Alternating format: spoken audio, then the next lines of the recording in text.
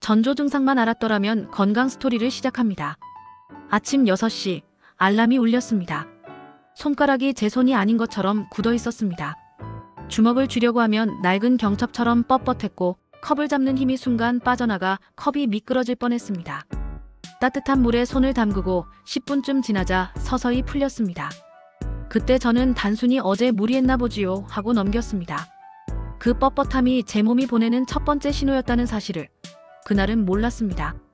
놓치면 커지는 작은 목소리였습니다.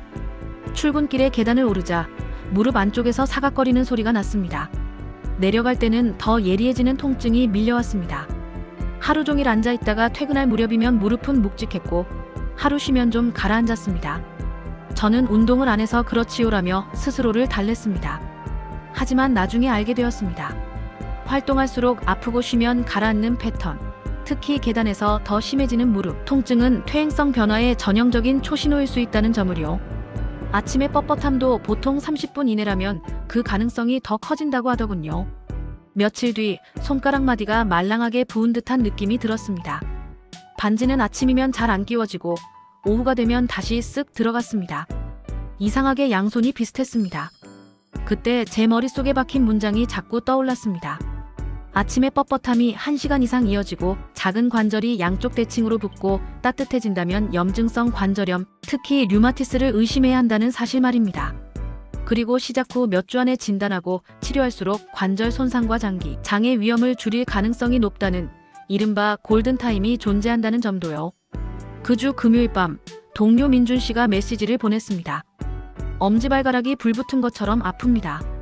한 관절이 갑자기 붉고 뜨겁게 붓고 손끝만 스쳐도 번개처럼 아픈 통증이 밀려왔다고 했습니다.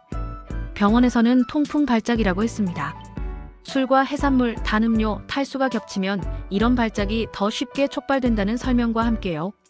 삐끗했겠지요라고 넘기는 사이 통풍은 더 큰 통증으로 답한다는 사실을 그날 배웠습니다.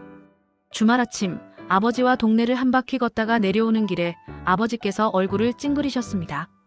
비 오기 전에 더 욱신거립니다.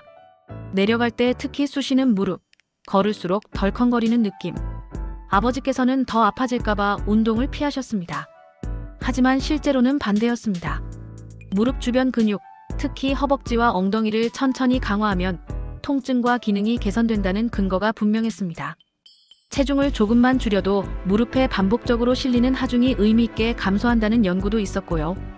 그날 우리는 피하고 싶기만 했던 운동 계획을 아주 작게, 그러나 진지하게 적기 시작했습니다. 며칠 뒤 새벽 4시 동생이 거실을 서성였습니다. 허리가 아파서 깨요.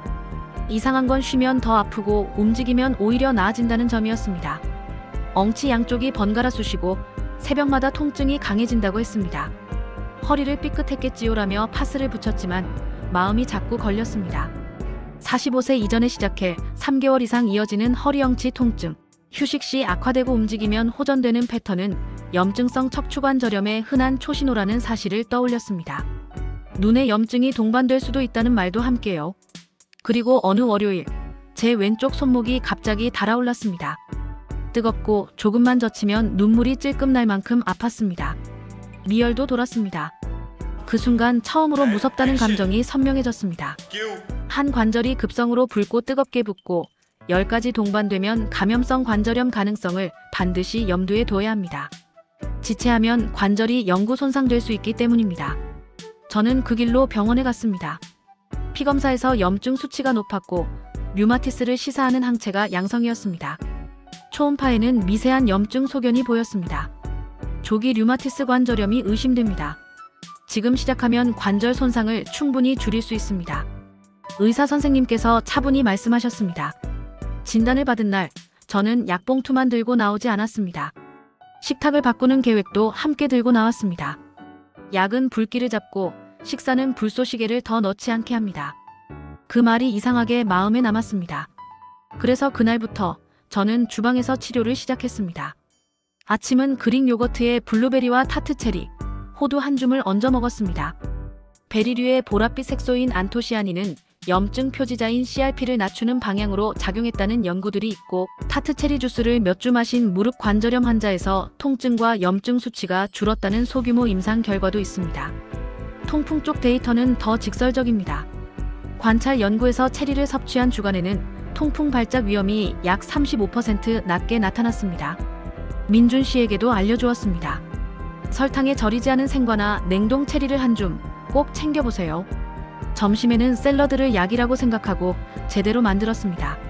상추와 시금치, 케일 위에 방울토마토와 오일을 올리고 엑스트라 버진 올리브유와 레몬즙으로만 간했습니다. 올리브유를 먹을 때 목 뒤가 살짝 칼칼하다면 올레오칸탈이라는 성분의 신호일 수 있습니다. 이 성분은 실험에서 염증 경로인 COX1과 2를 억제하는 것으로 보고되어 있습니다.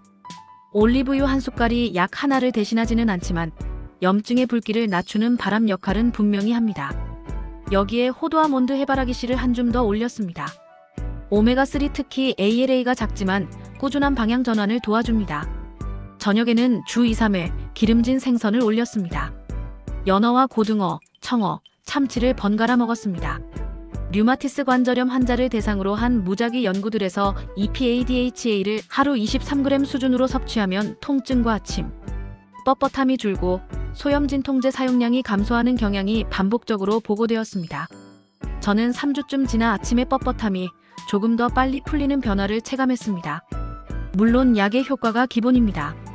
다만 식단이 뒤에서 받쳐주고 있다는 말에 고개가 끄덕여졌습니다. 통풍이 있는 민준 씨에게는 조금 달리 권했습니다. 멸치정어리 내장처럼 퓨린이 매우 높은 부위는 피하고 연어처럼 상대적으로 무난한 선택을 적당한 양으로 하시고 무엇보다 물을 충분히 드시라고요. 그에게는 수분이 큰 약이었습니다. 강황과 생강도 식탁에 초대했습니다. 카레에 강황을 조금 더 넣고 볶음에는 생강을 채 썰어 넣었습니다. 강황의 커큐민은 무릎 관절염에서 통증을 줄이고 기능을 개선했다는 메타 분석들이 있습니다. 같은 용량의 소염진 통제만큼 즉각적이지는 않지만 부작용은 적었습니다. 커큐민은 후추와 함께 드시면 흡수가 더 좋아지니 후추를 넉넉히 갈아 넣었습니다. 다만 항응고제를 복용 중이거나 담석이 있으시다면 강황은 반드시 주치의와 상의하셔야 합니다. 주식은 흰쌀만 고집하지 않았습니다. 현미와 귀리, 잡곡을 섞었습니다. 식이섬유는 장내 미생물에 먹이고 장에서 만들어지는 대사산물이 전신, 염증을 누그러뜨리는 방향으로 작용할 수 있습니다. 실제로 발효식품을 늘린 식단이 염증 표지자를 낮추고 미생물 다양성을 증가시켰다는 연구도 있습니다. 그래서 김치와 된장국, 요거트를 적절히 곁들였습니다. 동생에게도 권했습니다. 약이 기본이지만 장을 건드리는 식단이 전체 염증을 낮추는 데 도움될 수 있어요. 그 이후 동생은 매일 김치두부 요거트를 꾸준히 챙겼고 새벽에 깨는 날이 눈에 띄게 줄었습니다. 아버지의 식탁도 바꿨습니다. 버터 대신 올리브유, 과자는 줄이고 사과와 배를 늘렸습니다. 붉은 고기는 주 2회로 줄이고 그 대신 병아리콩과 렌틸콩을 반찬처럼 데워 먹었습니다. 콩류가 퓨린이 많아 통풍에 나쁘다는 오래된 오해가 있지만 관찰 연구들은 식물성 퓨린은 통풍 위험을 높이지 않는다고 말합니다. 아버지께서는 고기 양을 줄이자 체중이 4kg 빠졌고 계단을 내려올 때 무릎 통증이 확실히 덜하다고 하셨습니다. 체중 1kg만 줄어도 무릎에 반복적으로 실리는 하중이 의미있게 감소한다는 눈에 보이지 않는 물리학이 아버지의 무릎을 도왔습니다. 음료도 손봤습니다. 민준 씨는 맥주를 끊고 탄산수에 라임을 짜 마셨습니다. 맥주는 퓨린을 많이 실어 나르는 음료라 통풍 발작을 자극합니다.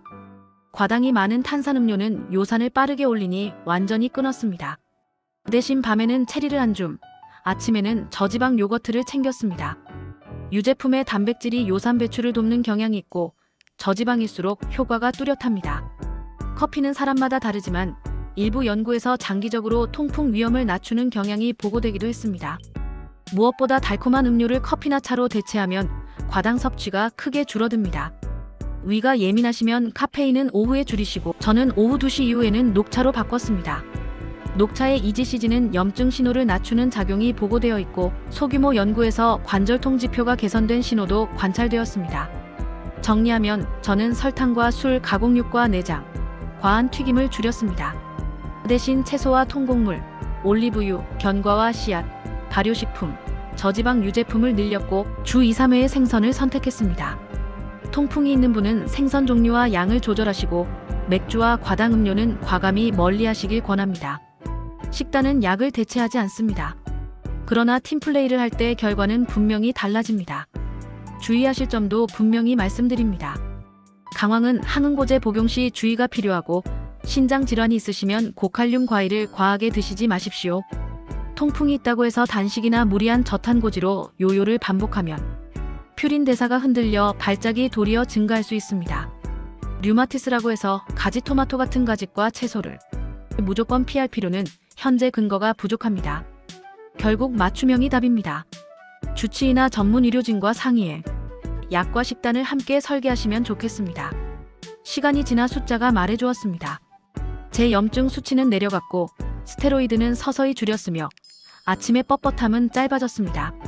의사 선생님께서는 꾸준함이 만든 곡선입니다 라고 말씀하셨습니다. 저도 고개를 끄덕였습니다. 한 숟갈의 올리브유, 한 줌의 베리, 한 장의 채소가 내일을 바꿀 수 있다는 믿음이 습관이 되는데 8주가 걸렸습니다. 그리고 그 습관은 지금도 제 관절을 지켜주고 있습니다. 지금 이 순간 여러분의 식탁을 한번 떠올려 주시겠습니까? 오늘 저녁에 무엇을 바꿀 수 있을까요? 샐러드에 올리브유를 한 숟갈 더하고 고기는 반으로 줄여 콩과 채소로 채우는 1. 물 2잔을 더 마시고 디저트 대신 베리를 한 줌 고르는 1. 내일 아침 요거트 위에 체리를 올리는 1. 작지만 쌓이면 방향을 바꾸는 변화들입니다. 몸은 이런 신호를 알아보고 좋아합니다. 그리고 일주일 후, 한 달 후, 세 달 후 여러분도 아, 이게 누적이구나 하고 느끼실지 모릅니다. 이 전조 증상만 알았더라면, 그리고 이 식탁만 조금 더 일찍 바꿨더라면 오늘 이 이야기가 누군가의 골든타임을 지키는데 작은 도움이 되기를 진심으로 바랍니다.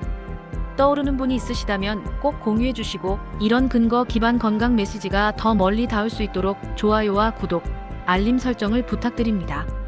이 이야기는 저의 경험과 일반적인 의학 정보를 바탕으로 한 안내이며 개인의 상황은 모두 다를 수 있습니다.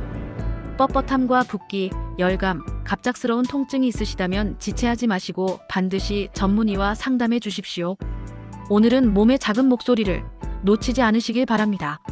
건강 스토리를 통해 많은 분들의 건강 지킴이가 되기 위해 다시 한번 구독과 좋아요를 부탁드립니다.